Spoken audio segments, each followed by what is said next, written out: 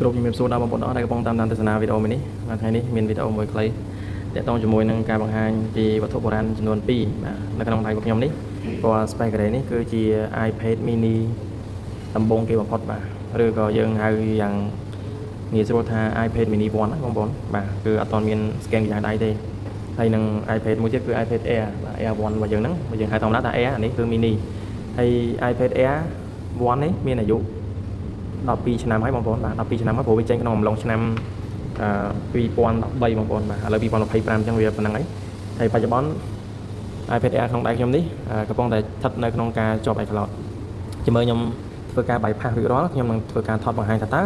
iPad Air 1នេះនៅដំណើរការទៅលើកម្មវិធីអីខ្លះតើយើងអាចប្រើប្រាស់វាបានដែរទេអត់អូខេឥឡូវនេះខ្ញុំយក iPad mini យកមកឧទាហរណ៍បងប្អូនអូខេអញ្ចឹង iPad mini នេះគឺក៏ជាប់ iCloud ដែរដំបូងឡើយខ្ញុំគាត់ផ្ញើខ្ញុំធ្វើការដល់ iCloud ជូនគាត់តែដោយសារតែវាមិនត្រឹមតែជាប់ iCloud ទេវាថែមទាំងខូច home ប៊ូតុងបាទអញ្ចឹង iPad mini 1នេះ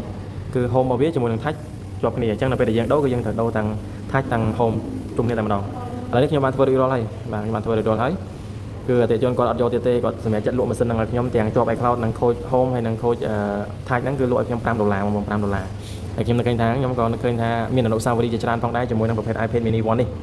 វាចេញឆ្នាំ2015បងប្អូនបើគិតមកដល់ឥឡូវវាមានអាយុ10ឆ្នាំទៅហើយបាទអញ្ចឹងបងប្អូនខ្លះក៏ថា iPad នេះគឺប្រើលេងបានហើយមានន័យថាកម្មវិធីជាច្រើននឹងមិន support អូខេកម្មវិធីជាច្រើនអាចនឹងមិន support ប៉ុន្តែមានកម្មវិធីមួយចំនួននៅតែ support ហើយយើងអាចលេងធម្មតា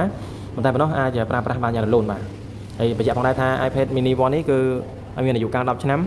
ហើយទំហំម៉ាស៊ីនរបស់វាគឺ 32G បាទរៀងធំដែរជំនាន់ហ្នឹងបងប្អូនបាទ 32G ហើយ version ចុងក្រោយវាគឺ935ហើយម៉ាស៊ីននេះផងដែរគឺម៉ាស៊ីន Wi-Fi បងប្អូនបាទម៉ាស៊ីន Wi-Fi ហើយខ្ញុំទិញពីគាត់មក$5ហើយយកមកដល់ iCloud បាទខ្ញុំដោះនេះគឺមិនមែន bypass ទេគឺដោះតាម hardware បងប្អូនគឺយើងដូរគ្រឿងមួយចំនួនដើម្បីក្នុងការ remove iCloud នឹងចេញហ្នឹងអូខេឥឡូវយើងធ្វើ touch ធ្វើ home ហើយដោះ iCloud រួចរាល់ហើយយកមកប្រើបានធម្មតាខ្ញុំបានសារដំឡើងកម្មវិធីជាច្រើនគឺឃើញនៅដំណើរការទាំងអស់ទាំង YouTube ទាំង Facebook Messenger TikTok អីតែ Telegram ដូចជាលេងអត់បានទេបងប្អូន Telegram download បានប៉ុន្តែនៅពេលដែលយើង log in ចូលគឺលេងអត់បានទេអញ្ចឹង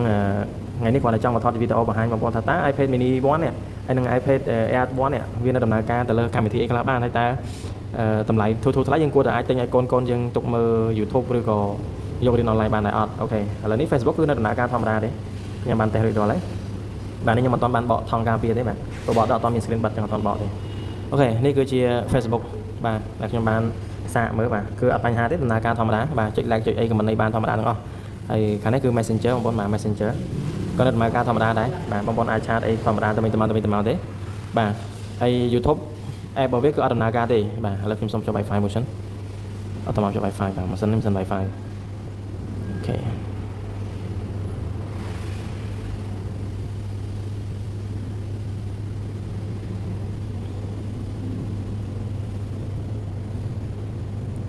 អូខេ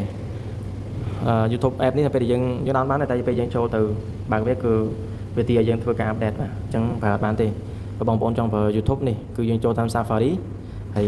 ចូលទៅ website YouTube ហើយចាំយើង send shortcut មកលើ desktop មកហើយវានឹងចេញ logo YouTube ដែរបាទចេញ logo YouTube អញ្ចឹងបងប្អូនអាចចុចចូលបានបាទយើងចុចចូលបានហើយយើងចូលទៅស្ដាប់បទចម្រៀងស្ដាប់ឲ្យបានធម្មតាអត់មានជាបញ្ហាអីទេ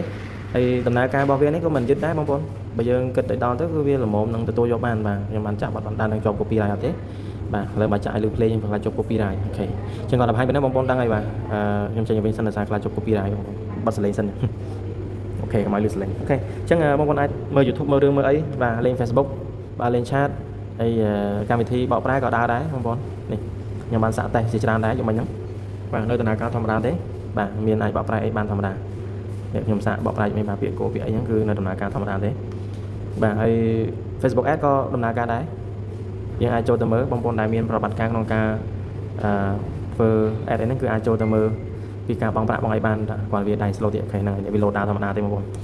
បាទនៅមានកម្មវិធីច្រើនទៀតដែលដំណើរការហើយកម្មវិធីកែរបស់ Google បាទ Snapseed ក៏ដំណើរការដែរអញ្ចឹងបងប្អូនសុទ្ធតែអាចយកវាមកធ្វើការបានមួយចំនួនដែរសម្រាប់បងប្អូនក្មេងៗតូចៗឲ្យគាត់យកនេះទៅរៀនគឺត្រូវវាតូចល្មមសមរម្យដាក់កាបូបទៅរៀនហើយមិនតែប៉ុណ្ណោះបាទយើងអាចអានសៀវភៅនៅខាងដក៏បានឬក៏នេះយើងបញ្ចូលបាទសៀវភៅជាប្រភេទ PDF បាទភាសាខ្មែរភាសាអង់គ្លេសទៅនេះអាចដាក់ចូល iBook បានគឺគាត់យកមកអានបានហើយថ្មវាមិនសមមិញតេស្តមួយថ្ងៃដែរវាចូល2ម៉ោងកន្លះដែរបងប្អូនបើកជាប់ណា2ម៉ោងកន្លះបាទនឹងស្ដាប់បទចម្រៀងផងហើយមើលនេះមើលនោះផងលេងនេះលេងនោះទៅ2ម៉ោងបាទអញ្ចឹងសរុបមកវិញ iPad Air iPad mini 1 ហើយនិង iPad Air 1 នេះដែលខ្ញុំនៅក្រោយនេះខ្ញុំនេះគឺសុទ្ធតែអាចដំណើរការបាននៅកម្មវិធីមួយចំនួនបាទដែលយើងគិតថាយើងអាចប្រើប្រាស់បានដោយជាមិនចាំបាច់អីច្រើនណាស់ណាហើយគឺ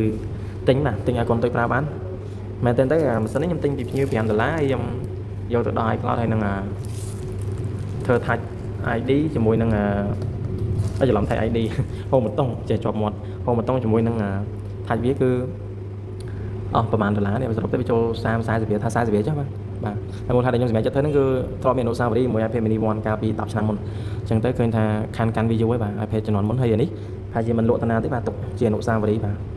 ហើយកូនគាត់យកលេងយកមើលយកប្រើទៅហើយក៏ទុកជាអនុស្សាវរីយ៍ផងដែរជាមួយនឹង iPad mini 1ហើយជាមួយវីដេអូក្រោយខ្ញុំនឹងធ្វើការតេស្តទៅលើ iPad Air 1 ម្ដងដោយសារតែ iPad Air 1 នេះគឺអាយុវាចាស់ជាង iPad mini 1 2015 iPad Air 1 នេះ2013បងប្អូនអញ្ចឹងអានេះចេញមុនអញ្ចឹងអាយុវាក៏យើងចាស់ដែរហើយចាំមើលថាតើវាអាចប្រើកម្មវិធីបានដូចអ្វីដែល iPad mini 1 ដំណើរការបានដែរឬទេបាទអានេះជាប្រភេទ iPad Air ប្រើ SIM បងប្អូន Air ប្រើ SIM ចាំមើលខ្ញុំបាយផាសហើយចាំមើលថតវីដេអូជូនបងប្អូនបាទអញ្ចឹងវីដេអូថ្ងៃនេះមានតែប៉ុណ្្នឹងទេអនុស្សាវរីយ៍ជាមួយនឹង iPad ចាស់បាទអរគុណបាទហើយមួយទៀតសម្រាប់បងប្អូនដែលកំពុងតែស្វែងរកកុំព្យូទ័រប្រភេទ MacBook ចាំពីឆ្នាំ2015ឡើងមកគឺអាចរកទិញនៅ All Store Cambodia បានមានពី MacBook Pro MacBook Air បាទតាមប្រភេទ spec បងប្អូនអាចធ្វើការជ្រើសរើសបានអាចមកមើលបន្តដល់ហាងបានឬក៏តាក់ទងគ្នាណាត់ជួបនៅហាងកាហ្វេទៅខ្ញុំយកឲ្យបងប្អូនមើលបានហើយសម្រាប់បងប្អូនអាចចង់តម្លៃកម្មវិធីតែនៅឆ្ងាយក៏អាចធ្វើការតាក់ទងមកកាន់ All Store Cambodia បានផងដែរអរគុណម្ដងទៀតចំពោះការតាមដានទស្សនា